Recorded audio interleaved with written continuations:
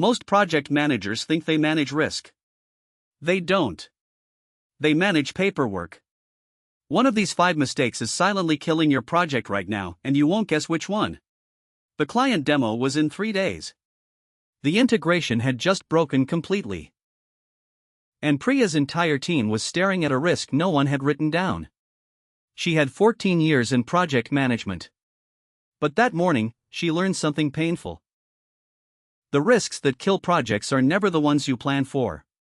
They are the ones you ignore. In this video, you will learn 5 risk management mistakes that silently destroy projects, and exactly how to fix each one before it is too late. The first mistake is treating risk as a one-time checklist. Most teams identify risks once during kickoff. They brainstorm for an hour. They fill out a colorful spreadsheet. Then that spreadsheet never gets opened again. Here is the reality. Projects change every single week. New dependencies surface out of nowhere. Team members leave unexpectedly. Client priorities shift overnight. Yet the risk register stays frozen in time. McKinsey found that 60% of project failures trace back to risks identified too late. Not risks that did not exist at all. Risks that nobody bothered to revisit. The fix is dead simple. Review your risk register every 2 weeks. Make it a standing agenda item. 15 minutes is all you need. When Boeing built the 787 Dreamliner, they held weekly risk reviews with every supplier. Even then, supply chain problems caught them off guard. Imagine what happens when you skip reviews entirely. The second mistake is ignoring low probability events. Teams love their probability matrices. They color-code everything green, yellow, and red. Then they ignore everything marked unlikely. But probability is not the whole picture. Impact matters just as much. Sometimes even more. Think about the pandemic in 2020. Almost no company had it on their risk register. Yet it shut down entire industries overnight. Nokia made the same kind of error years earlier. They dismissed the smartphone as a niche product. That single blind spot destroyed a global market leader. Ask yourself this question every single sprint. What could go wrong that would end this project? If the answer makes you uncomfortable, it belongs on your register. Low probability does not mean low priority. One overlooked catastrophic risk can erase 6 months of work in a single afternoon. The third mistake is the most common one I see. Risks with no owners. Teams list 20 risks in a neat spreadsheet. Every row says owned by the project team. That is not risk management. That is wishful thinking. At Amazon, every single risk has one owner. Not a team. Not a committee. One person with a name. That person monitors the risk weekly. They update the probability as conditions change. They escalate immediately when warning triggers appear. Jeff Bezos called this the single-threaded owner model. It works because accountability becomes crystal clear. When everyone owns a risk, nobody actually watches it. And unwatched risks always become full-blown crises. Here is your action step right now. Go through your risk register today. Put one human name next to every single risk. Not a team name. Not a role title.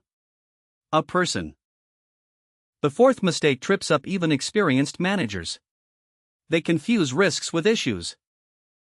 A risk is something that might happen tomorrow. An issue is something already burning right now. When you mix them in one document, your team stays permanently reactive. You are always putting out fires. Never preventing the next one. Google's Project Aristotle studied hundreds of internal teams. They found something fascinating about the best ones. High-performing teams spend 40% of planning time on prevention. Struggling teams spent 90% just firefighting existing problems. The difference was not talent or budget. It was purely mindset. Separate your risk log from your issue log immediately. Risks get mitigation plans and early warning triggers. Issues get immediate action items and hard deadlines. Different documents. Different conversations. Different outcomes entirely. The fifth mistake is keeping risks painfully vague. Teams write things like market risk or technical debt. That tells you absolutely nothing actionable. What market risk specifically? A 15% drop in demand next quarter? A new competitor launching in Q3? Vague risks always get vague responses. Specific risks get real, workable solutions. Instead of writing resource risk, try this instead. There is a 40% chance our lead developer leaves before August. The mitigation is cross-training 2 junior developers by June 15th. See the difference immediately? Numbers force clarity. Clarity forces action. Action prevents failure. PMI found that teams who quantify risks deliver on time 3 times more often. That is not a marginal improvement. That is a completely different project outcome. Here is what I want you to do right now. Open your current project's risk register. If you do not have one, create it in the next 10 minutes. Write down your top 5 risks with specific descriptions. Assign one owner to each risk by name. Give every risk a probability score and an impact score. Schedule a bi-weekly risk review starting this week. Put it on the calendar right now. This is not extra work. This is the work that saves everything else. The best project managers do not predict the future. They prepare for it relentlessly. Start today. Not next Monday. Not next sprint. Today. That's a wrap, thanks for watching.